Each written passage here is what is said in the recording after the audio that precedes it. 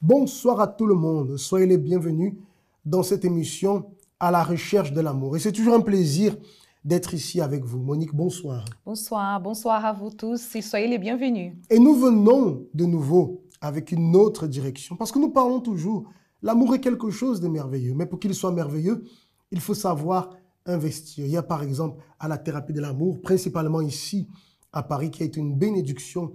Nous avons des couples qui participent déjà de ces conférences depuis un certain temps, qui sont en train d'apprendre, qui sont en train de s'alimenter des enseignements qu'ils reçoivent. Et par cela, ont pu prendre une décision de s'engager déjà un pas de plus dans leur marche sentimentale. Hier, ils ont pris la décision de se fiancer. Et tout cela, pourquoi? Parce qu'il y a une réflexion. Rien ne s'improvise. On voit, et Monique, malheureusement, beaucoup de personnes, le mot amour parfois fait peur. Le mot amour a une connotation de souffrance et de négativité. Oui, parce que certainement les gens qui vivent cet échec dans la vie sentimentale, c'est parce qu'ils sont en train de vivre l'amour sentiment. C'est la personne qui, ceux qui tentent dans leur vie sentimentale, c'est ceux qui sont en train de vivre cet amour-sentiment parce que l'amour intelligent, il nous pousse à ne pas tenter, mais réfléchir et agir de la bonne manière. Et c'est cet amour intelligent qui garantit la félicité. Quand on parle d'amour intelligent, il faut qu'il y ait un raisonnement parce qu'il y a des choses où parfois nous devons être incisifs, où nous devons couper parce que l'intelligence se demande. Mais le sentiment, parfois, je pourrais me dire, c'est comme des pulsions. Il est là. Il n'a pas de garde-fou. L'intelligence dans l'amour, c'est un garde-fou pour nous protéger de pas mal de souffrances, de situations. On va en ce moment voir notre premier spot et on revient déjà avec le thème de ce soir. À tout de suite. Amour. Qui ne veut pas trouver le sien? Les musiques ainsi que les films parlent de lui. Pour que l'amour soit durable, compréhensible et toujours renouvelé, il y a la thérapie de l'amour. Donnez-vous une nouvelle opportunité d'être heureux. Jeudi à 20 h, au siège du centre d'accueil, 254 rue du Faubourg Saint-Martin, 75 010, Paris. Vous qui êtes déjà connectés avec nous, on voulait vous demander, partagez cette émission avec votre entourage. Parce que lorsque nous aimons quelque chose, par exemple, nous les femmes, lorsqu'on va chez un coiffeur et qu'on est content avec son travail, on veut tout de suite partager cela. Alors pourquoi ne pas partager avec votre entourage cette émission qui certainement va pouvoir les aider? C'est sûr, parce que si elle considère ce qui est bien pour nous, je peux dire bon pour les autres. Si c'est bon pour nous, c'est bon pour les autres. Alors, ce qui est en train de vous aider, certainement, va aider une autre personne. Parce que nous savons qu'il y a pas mal de personnes qui souffrent. Et souvent, ça ne se voit pas, Monique. Tu sais, on marche dans la rue, on voit des personnes qui sourient, des personnes apparemment heureuses. Mais si on va creuser, si on va converser avec ces personnes, souvent, on va voir qu'il y a des personnes qui portent en elles une véritable souffrance. En général, mais aussi dans la vie sentimentale, des personnes qui sont déçues, des personnes qui doutent. Je dirais même des personnes qui parfois n'ont pas eu d'échec dans la vie sentimentale, mais qui doutent de par ce qu'elles ont vu dans leur entourage, de ce qu'elles entendent. Enfin, elles se posent des questions. Et cette émission, justement, a pour but d'aider les personnes à avoir des éclaircissements sur la vie sentimentale et sur la vie amoureuse. C'est pour donner une direction, parce qu'il y en a beaucoup qui n'ont pas été peut-être dans un échec, mais comme tu viens de dire, ils sont dans le doute parce qu'ils ne savent pas par où commencer. Et justement, pour que la personne elle ne puisse pas causer, si on peut dire comme ça, des accidents dans leur vie amoureuse, donnez cette émission, partagez plutôt cette émission avec cette personne parce que certainement les conseils et surtout ce qu'on va parler ce soir va pouvoir l'aider. Il y a des personnes qui, voilà, tu sais, dans la marche sentimentale, tu disais tout à l'heure que les gens tentent. Mais on ne peut pas tenter, on doit aller pour une décision. Mais ça peut arriver que parfois la personne, elle est entrée dans une relation et cette relation s'est terminée. Il n'y a pas de mal à cela. Il n'y a pas de mal. Si la personne s'est engagée dans une relation et avec le temps, elle se rend compte que cette relation, ce n'est pas ce qu'elle voulait. Alors, le fait de couper cela, il n'y a pas de mal. Elle est en train de se protéger, elle est en train de bien agir. Mais on arrive à l'autre thème de ce soir où la personne se pose la question.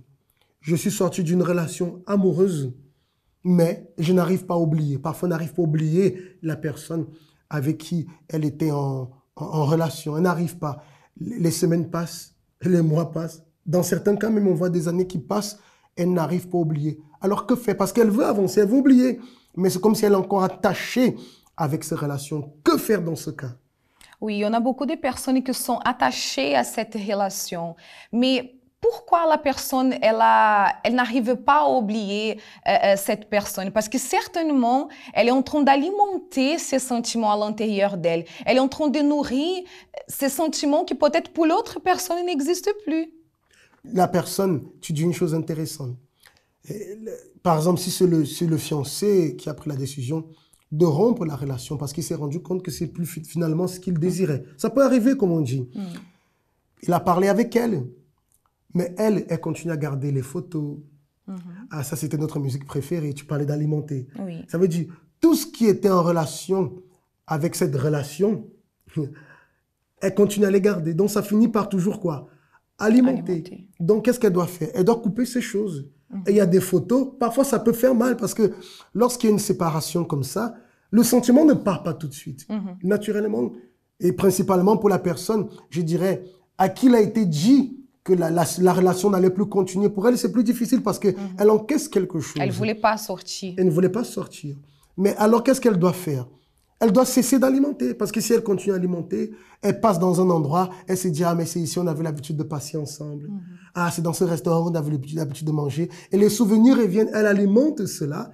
Alors, elle ne va pas réussir à s'en sortir. L'autre personne va avancer. L'autre personne va construire notre relation. L'autre personne va même se marier. Et elle sera toujours là avec un faux espoir qu'un jour, cette personne va lui revenir. C'est ce qu'on voit aujourd'hui. C'est comme si la personne est totalement aveuglée à cause du sentiment. Oui, et sa vie n'avance pas. Elle reste avec une vie bloquée à cause des sentiments qu'elle a gardés pour cette personne qui a déjà avancé dans sa vie. Il y a aussi le cas, Isaac, de la personne qui a décidé de sortir de cette relation. Mais même si c'est elle qui a décidé, je prends dans le cas d'une femme qui a décidé de sortir d'une relation, peut-être parce qu'elle a vu que cette relation-là n'allait pas apporter du bénéfice pour sa vie, elle n'allait pas pouvoir avancer. C'est une relation qui n'avait pas de futur, mais la personne, elle n'arrivait pas à se détacher de cette relation. Donc, dans ces cas, la personne, elle doit penser, elle doit s'arrêter et analyser pourquoi j'ai pris la décision de sortir de cette relation. Peut-être c'était une relation abusive ou tout simplement, c'est une relation qui n'avait pas de futur. Donc, au lieu d'alimenter ce que tu as parlé là tout à l'heure, les bonnes choses, il faut plutôt fixer, si je peux dire comme ça, qu'est-ce qui l'a fait sortir de cette relation? Qu'est-ce qui vous a poussé à prendre cette décision? Parce que peut-être la personne, elle est là, elle est en train d'alimenter seulement les bons moments. Mais peut-être dans cette relation, il y avait quelque chose qui n'était pas bon. C'est un ensemble qu'elle doit considérer. Parce que personne ne coupe une relation juste pour couper. Et bien sûr, si aujourd'hui la personne se rend compte, voilà, je suis avec cette personne, mais je vois que dans le futur, ça ne va pas aller, on ne va pas avoir quelque chose de sain. On ne va pas développer. Bien sûr, le sentiment, il est là. Mais là, c'est ce qu'on parle, l'amour intelligent. Ce n'est plus le sentiment qui décide, c'est la raison. Pourquoi? Parce que la personne voit très clairement que cette relation ne sera pas un bénéfice pour les deux. Alors, elle prend la décision de couper cette relation. Bien sûr, le sentiment est là. Alors, que dois-je faire? Que dois-je faire? On a parlé tout à l'heure. Elle ne peut plus alimenter les choses qu'elle a vécues. Et maintenant, elle doit s'appuyer sur la raison. Non. J'ai coupé pour des bonnes raisons. J'ai coupé à cause de ceci, à cause de cela. Même si le sentiment est là, je sais que là devant, ça n'allait rien donner. Donc, ça ne vaut pas la peine d'investir. Donc, elle commence elle-même, je dirais, je vais utiliser ce terme, à mettre au régime ce sentiment. Et peu à peu, ne plus l'alimenter jusqu'à ce que, voilà, il n'y ait plus rien. Et l'autre personne, dans l'autre cas qu'on parlait tout à l'heure, si l'autre a pris cette décision, elle doit comprendre. En plus, il y a des explications. Si l'autre expliquait, non, j'ai pris parce que ceci, parce que cela, là aussi, l'autre a utilisé l'intelligence pour pouvoir prendre ses décisions. Alors, pour qu'elle aussi, bien sûr, au début, ce sera difficile, mais pour qu'elle puisse aller dans le même sens, elle ne peut pas rester dans les sentiments, tandis que l'autre est dans la raison. Elle doit entrer dans la raison et comprendre, et de se dire, écoute, voilà, la décision a été prise dans ce sens, alors je vais continuer ma vie, je vais avancer. Je ne vais pas être retardé parce que sinon, ce sentiment va devenir un boulet à ses pieds et qui va la limiter sur le plan sentimental. Alors, pour avancer dans la vie sentimentale et oublier ces sentiments, le secret, c'est ça, c'est utiliser l'intelligence. Au lieu d'alimenter le sentiment, alimenter plutôt quelle est la décision qui a été prise pour que cette relation elle puisse se finir. On va aller dans une courte pause en ce moment et on revient bientôt.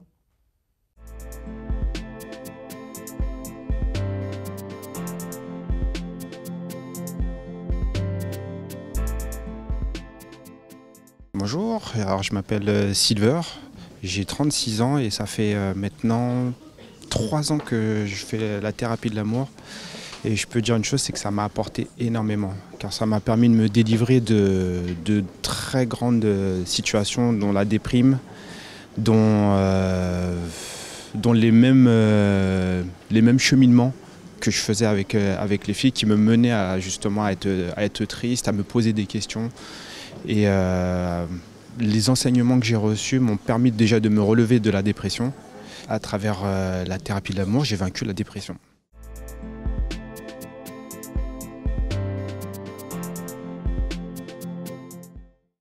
Voilà, cher ami, donc pour vous qui étiez dans cette situation, et si vous connaissez une personne qui était dans cette situation, qui a vécu une séparation, je ne parle pas... oui, qui a vécu une séparation. Ça peut même être des personnes, malheureusement. C'est parce qu'on souhaite des personnes qui ont vécu une séparation, qui s'est séparée de son mari, et qui s'est séparée de son épouse.